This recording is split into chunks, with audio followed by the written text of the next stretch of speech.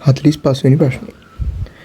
වම් පැත්තේ තියෙන ඉලෙක්ට්‍රෝෆිලික ප්‍රතිකාරක සමග බෙන්සීන් ප්‍රතික්‍රියා කර ලබා දෙන්නේ ආකලන ඵල නොව ආදේශ ඵලය.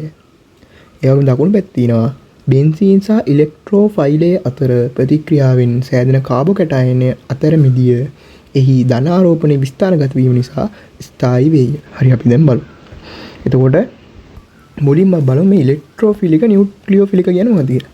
එතකොට ඉලෙක්ට්‍රෝෆිලික් කියන්නේ ඉලෙක්ට්‍රෝන වලට කැමති පිටින් පැමිණෙන ධන ආරෝපිත අයන තමයි ඉලෙක්ට්‍රෝෆිලික නැත්නම් ඉලෙක්ට්‍රෝෆයිල කියලා අපි හඳුන්වන්නේ.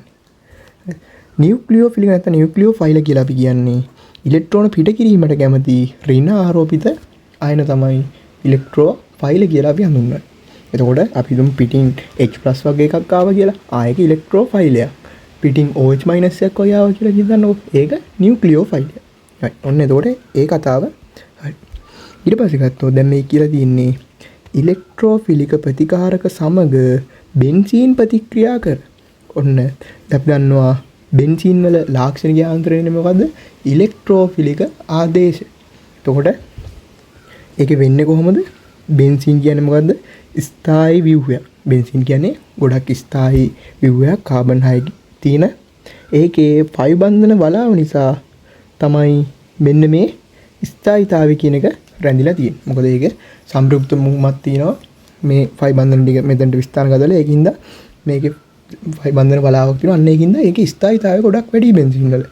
ඒකින්ද ස්ථායීතාවයේ පවත්වා ගන්න පයි බන්ධන වලින් පයි බන්ධන ඉලෙක්ට්‍රෝන වලින් මේ බන්ධන සෑදීමට එයා සහභාගී වෙන්නේ නැහැ. බෙන්සීන් කවදාකවත් මෙන්න මේ පයි බන්ධනයක් ගලවලා මෙතනට අලුතෙන් බන්ධනයක් හදාගෙන සංයෝගයක් හදන්න තරම් කටයුතු කරන්නේ නැහැ. මොකද එතකොට ඒක වෙන්නේ ඒකේ පයි බන්ධන වලාව බෙදලා ගිහිල්ලා ස්ථායීතාවය නැති වෙනවා. කොහොමත් අනුකම්පති නැහැ තමන්ගේ ස්ථායීතාවය නැති කරගන්න. ඒක හින්දා මෙන්න මේ පයි බන්ධන ගැලවලා අලුත් බන්ධනයක් හදාගන්න බෙන්සීන් කටයුතු කරන්නේ නැහැ.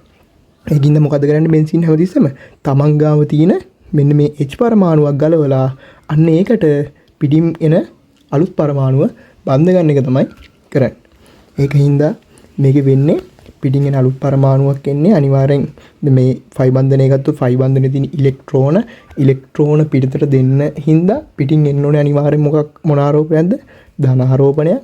ඒකින්ද අන්නේ ධන ආරෝපණය අපි ඉලෙක්ට්‍රෝෆයිලය කියලා හඳුන්වනවා.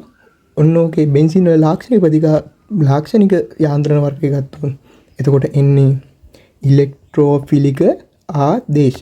එතකොට මේ කියන්නේ ආකරණ ඵලනෝ ආදේශ ඵලය මේ ප්‍රකාශනයේ නිවැරදි ප්‍රකාශනයක් විදිහට ගන්න පුළුවන්.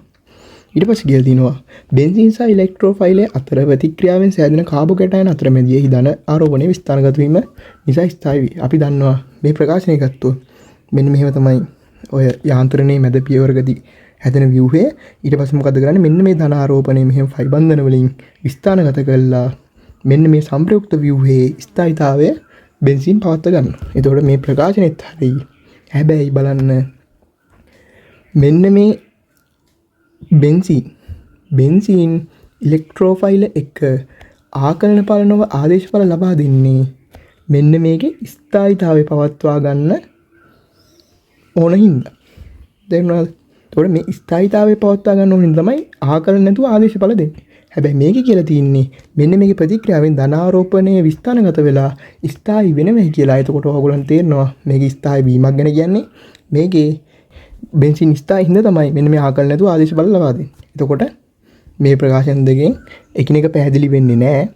ඒක හින්දා මේකට උත්තර විදිහට ගන්න පුළුවන් උත්තරය අංක 2 කියලා.